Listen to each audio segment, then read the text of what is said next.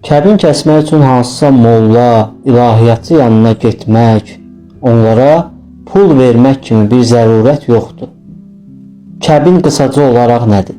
Qadın və kişinin biri-biri ilə evlənmə məqsədi ilə şifahi olaraq razılaşmasına kəbin deyilir.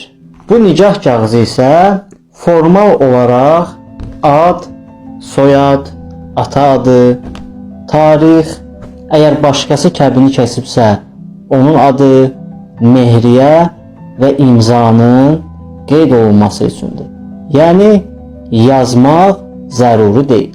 Deməli, dediyimiz kimi kəbin kəsmək üçün hər hansı bir ilahiyyatçının yanına getmək, ona ödəniş etmək kimi bir zərurət yoxdur. Qadınla kişi öz aralarında da öz kəbinlərini kəsə bilərlər. Təbii ki, bir neçə məsələyə əməl etmək şərti ilə.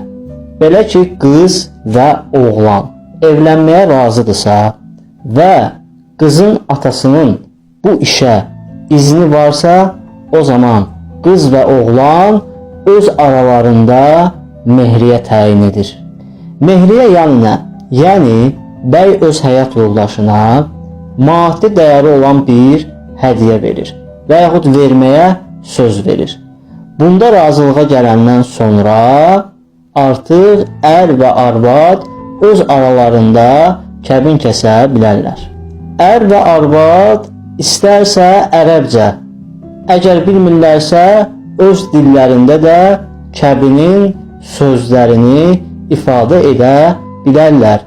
İlk öncə xanım belə deyir: təyin olunmuş mehriyə müqabilində özümü sənə arvad, həyat yoldaşı, zövcə edirəm.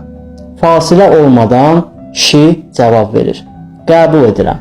Və bu qədər. Kəbin tamamlanır və artıq siz Allah qatında evli hesab olunursunuz. Kəbin barədə əlavə suallarınız varsa, biz təbii ki, onları cavablandırmağa hazırıq. Videonu bəyənib paylaşmağı unutmayın ki, daha çox insan xəbər tutsun.